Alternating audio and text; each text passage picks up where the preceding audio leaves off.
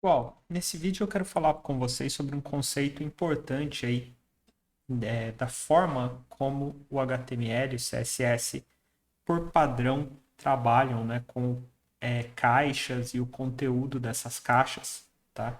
Quando eu falo em caixa, eu estou falando qualquer elemento, né, que se comporte ali como um container, onde você possa definir uma largura e uma altura para esse elemento, tá?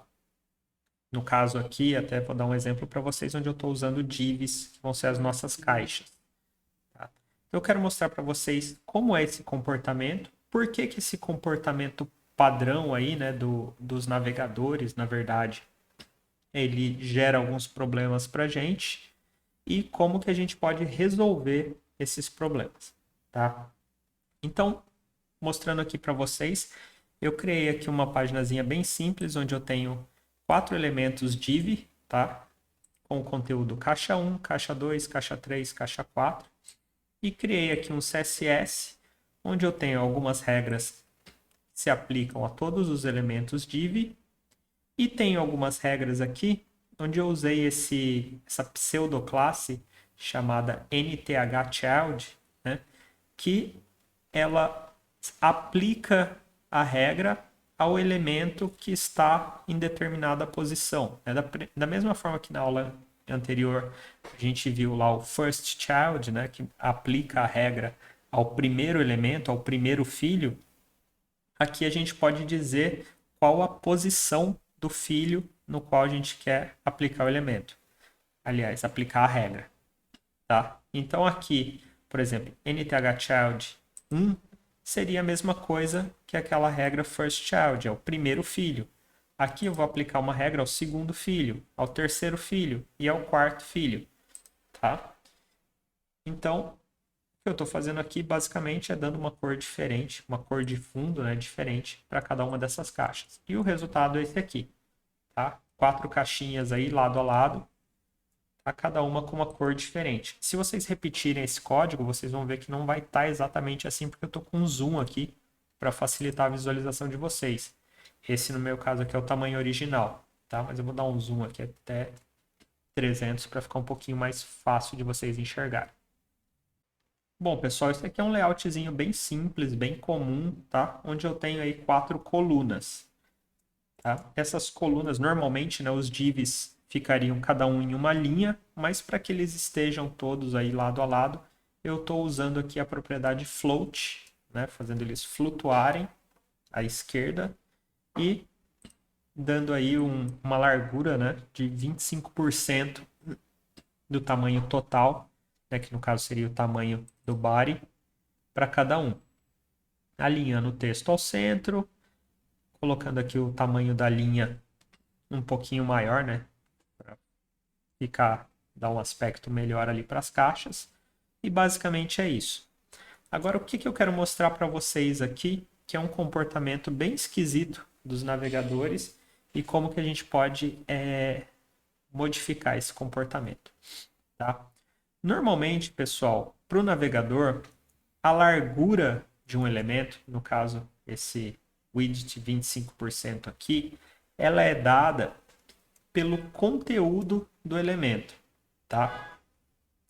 Ou seja, é o que está aqui dentro, né, que ocupa 25%. Só que o que está aqui dentro, que eu falei, para o navegador, não inclui os espaçamentos, tá? No caso, padding e a margem, né? E não inclui também a borda, tá? Então, o que acontece? Se eu colocar uma borda nessas caixas, ou em uma dessas caixas, vou vir aqui no div, vou pegar, por exemplo, só o primeiro. Não, vamos pegar em todas aqui. Vai. Vou colocar aqui uma borda de 1 pixel sólida na cor preta. Black. O que vai acontecer? Ó, tá vendo que uma caixa pulou aqui para baixo? Por quê? Porque cada caixa ocupa 25%, certo?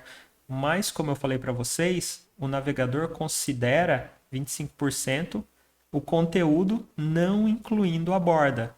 Então, quando eu coloco a borda, o tamanho total, né, 4 caixas seria 100%, e o tamanho total vai passar um pouquinho de 100%, porque eu tenho um pixel aqui, mais dois aqui 3, mais dois aqui 5, mais um aqui 6, 7, 8, e aí pula para baixo.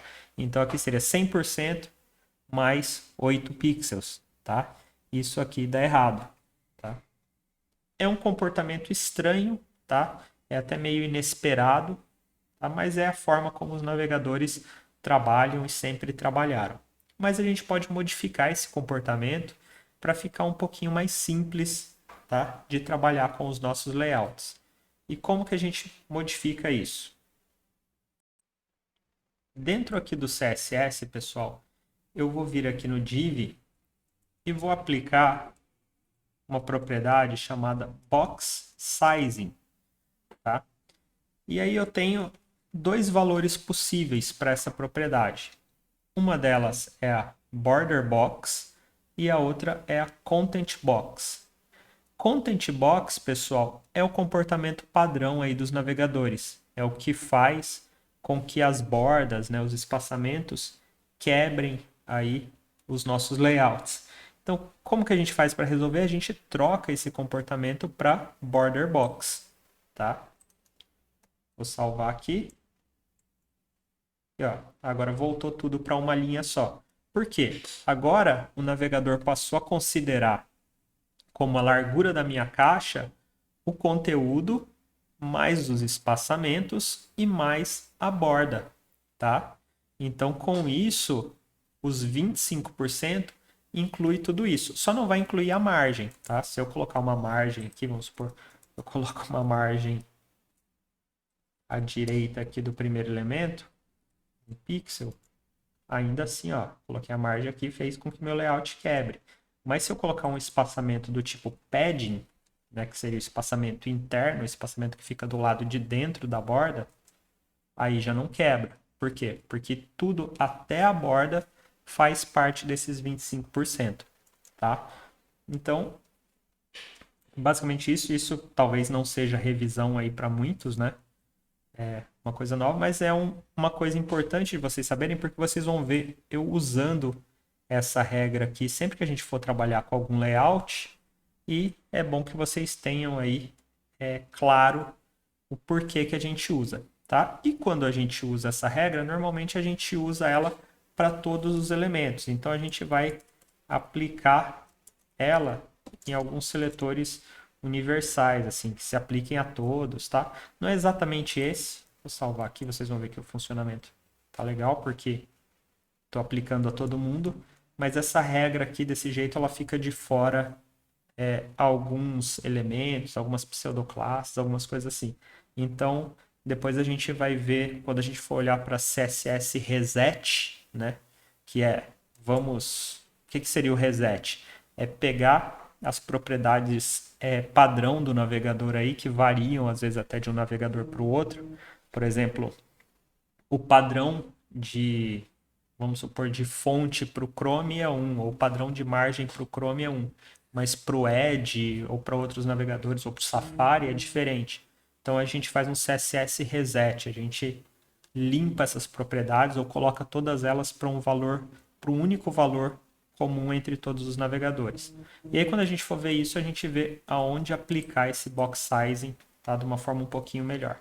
Mas por enquanto, aplicando ele aqui ao asterisco, né, a todos os elementos, já é o suficiente aí para a gente começar a construir os nossos layouts.